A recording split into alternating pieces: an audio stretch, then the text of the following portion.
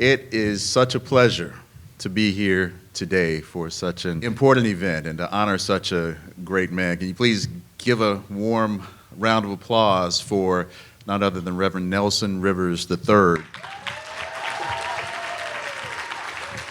He is a lifelong servant in the fight for justice, as evidenced by his roles as being Vice President of Religious Affairs and External Relations of the National Action Network under the courageous leadership of the Reverend Al Sharpton, serving at every level of the National Association for Colored People for over 38 years. That's impressive. That's all I could say. And he was past co-president of the Charleston Area Justice Ministry, and he was also a founding member. In addition, in 2008, Reverend Rivers was elected the pastor of Charity Missionary Baptist Church in the Liberty Hill community of North Charleston. And some of you are here tonight. And Reverend Rivers has received numerous accolades highlighting his commitment to justice. Some of those are the Order of the Palmetto. It's the state's highest award. Induction into the South Carolina Black Hall of Fame, the H.E. DaCosta Trailblazer Award by the South Carolina African American Heritage Commission, and the Joseph P. Riley Jr. Vision Award by the YWCA Greater Charleston. The center is indeed privileged to have this incredible community leader and advocate for justice and racial equality. It is my pleasure to announce this evening that starting tonight, we will be calling the Commitment to Justice Award. It will be named the Danielle Hope Watson Commitment to Justice Award. Everyone who is in this room, look at us. It's a diverse group of us who are here to celebrate him. You have given me the opportunity that anyone would dream of to be in a position, and the only position in Fortune 500 company that leads diversity, equity, inclusion, that reports to a CEO. That's huge. So thank you. This is your night, and there's many more I know is to come to celebrate you. I want to congratulate Reverend Nelson Rivers on his courageous and absolutely unparalleled work as the religious director of National Action Network. He's been in the trenches, and for him to be saluted and awarded is always something that we participate in because of his diligence, his commitment, and his in no way getting tired type of vigor he brings to the civil rights movement of the 21st century. Congratulations, Reverend Rivers. There is nobody more deserving for getting this award, because I don't believe there is nobody more appropriate, nobody more committed to justice than Nelson Rivers. God bless you, Reverend Rivers. Continue to be a beacon of light for all of us on the front line. I want to congratulate you on this well-deserved honor and thank you for not only making an impact on the world, but also making an impact on my life. Again, congratulations and enjoy the evening. Congratulations and thank you.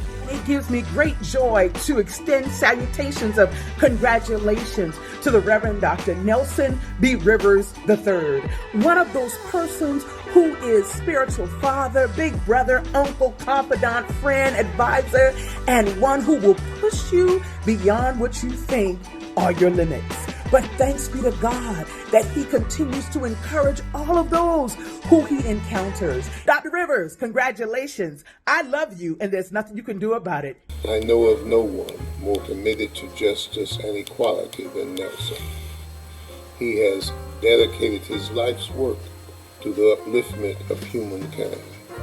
As a minister, as an activist, and as a statesman, he has worked throughout the nation, and indeed throughout the world, with unselfish integrity devotion, and distinction, fighting for justice and equality for all people.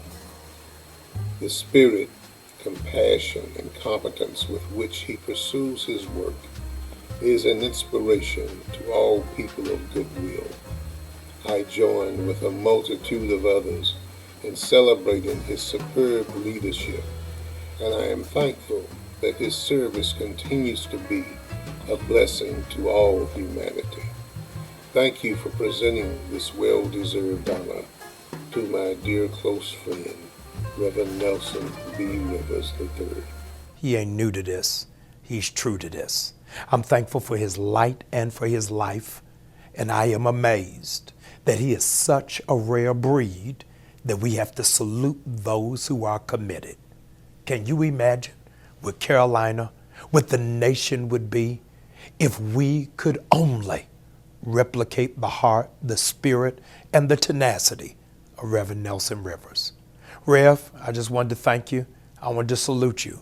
I want to give you your flowers while you are still here, to know that our people are a better people just because you breathe. Congratulations, and stay the course. And I have developed a soft spot in my heart for Nelson Rivers. That's how Nelson came into my life.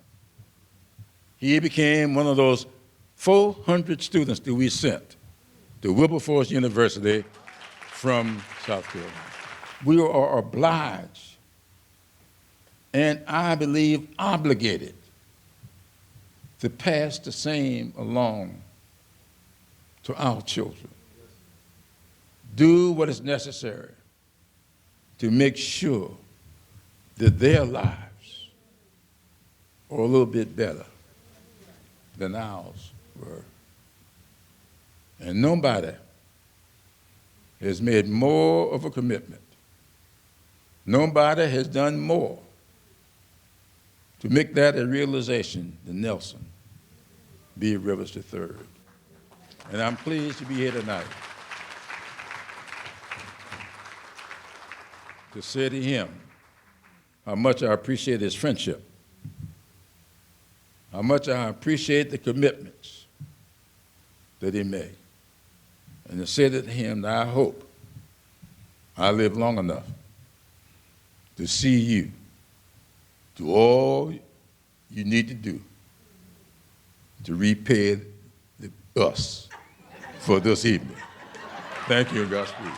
Reverend Rivers is wise, and he is a gift yet to be fully unwrapped and read to a generation willing to learn from someone who has now traveled every back road of this state, meeting in homes and churches, listening to mothers mourn, and laying a comforting hand on the shoulders of fathers, drawing voter maps, challenging the status quo, preaching and teaching the Word of God, and constantly reminding friend and foe why we should never tell Reverend Rivers something, anything can never be done.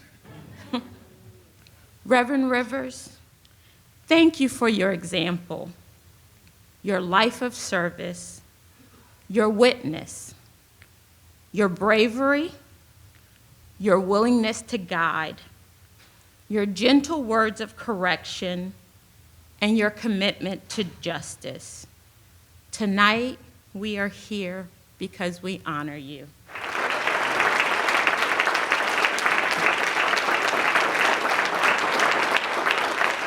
So what Ms. Whipper, Jim Clyburn, Mr. Martin did, people ask me, when you gonna retire? I'm not, I'm gonna die. I ain't gonna retire, y'all quit asking me.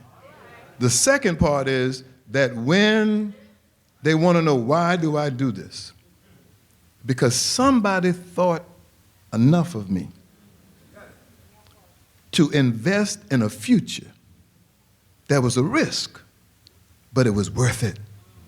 So the reason I fight these folk, go up and down these highways and these byways, is not for fame or fortune, because if you're in the civil rights business, you might get some fame, you ain't getting no fortune. It's because somebody thought enough of this big-eared, knock-kneed boy from Rutledge Avenue that they invested enough for me to go to college. And I owe them, I literally owe them not to give up and not to quit. So when Glenn McConnell told me to my face, Jim, outside of Jim Hodges' office, that flag, Mr. Rivers, will never come down. And I told him with all the sincerity I could muster, Senator, you don't know me. I'm from the land of never. I'm from Charleston, South Carolina. And everything you ever told me I would never do, either I have done or will do. And now I not only drive the bus, I own the bus. Now I can go to any movie theater I want to. And the same flag he said would never come down, it is down. And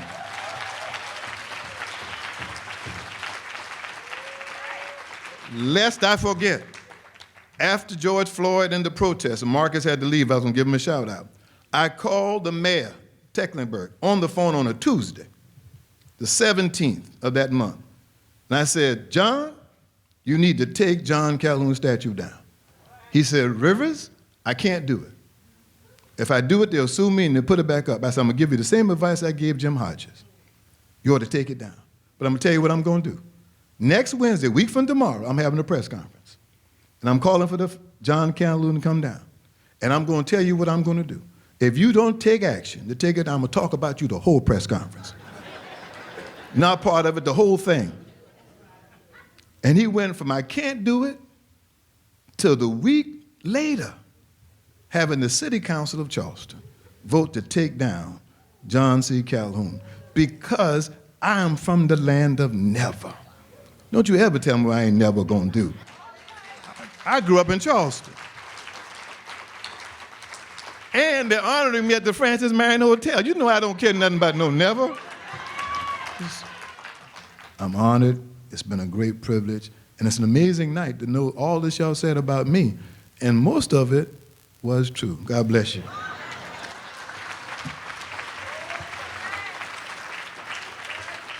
Eyes of blue, your kisses too. I can't believe what they could do. I can't believe that you're in love with me. You're telling everyone I know I'm on your mind each place you go. I can't believe that you're in love with me.